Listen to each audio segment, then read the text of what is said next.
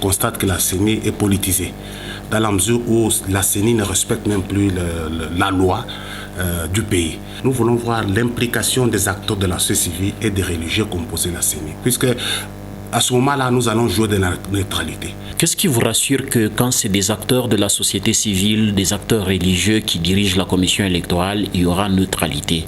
Puisqu'après tout, il y a eu Malou Malou qui est venu de la société civile, il y a Nanga qui est venu de la société civile.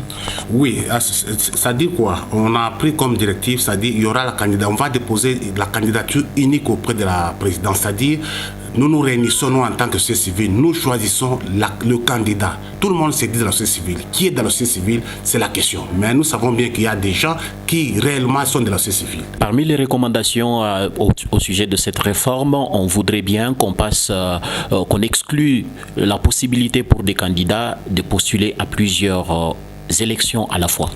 Oui, moi je pense que c'est capital dans la mesure où nous pensons que sincèrement ils ne respectent pas nous les électeurs. Puisqu'on constate aujourd'hui que la plupart des partis politiques sont composés d'une famille.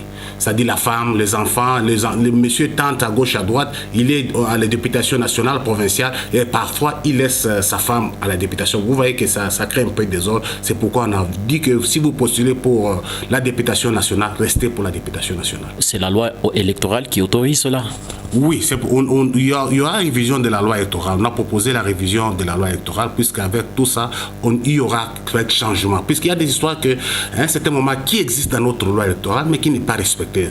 L'histoire des seuils là, on a dit tout simplement qu'on puisse tout simplement enlever l'histoire des seuils et peut-être diminuer aussi les frais de dépôt des candidatures. Et vous avez parlé aussi des candidatures féminines. Comment ça peut être possible? À ce moment, nous encourageons aussi nos sœurs d'être dans des partis politiques et même de créer des partis politiques. Si on se disait aujourd'hui qu'on dépose une liste de 50 personnes, hommes et femmes, c'est-à-dire 50%, 50%, mais si nos sœurs ne sont pas dans des partis politiques, ça serait un peu difficile.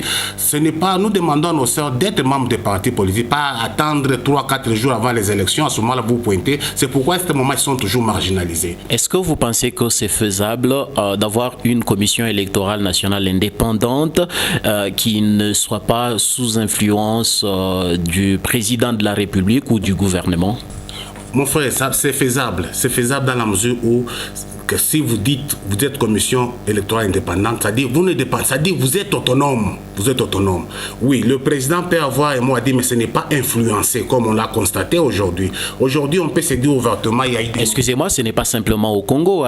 Quand on regarde des commissions électorales dans plusieurs pays en Afrique, c'est pratiquement la même situation. Et puis les élections finissent de la même manière. Contestation, on conteste jusqu'à la commission électorale. Oui, moi je pense que c'est l'expérience qu'on peut tenter. Constante un peu l'expérience dans notre pays pour voir qu'on ne soit pas là pour copier n'importe quel modèle. Moi je pense que ça commence au moins en RDC, que les autres puissent copier chez nous, ça tant mieux.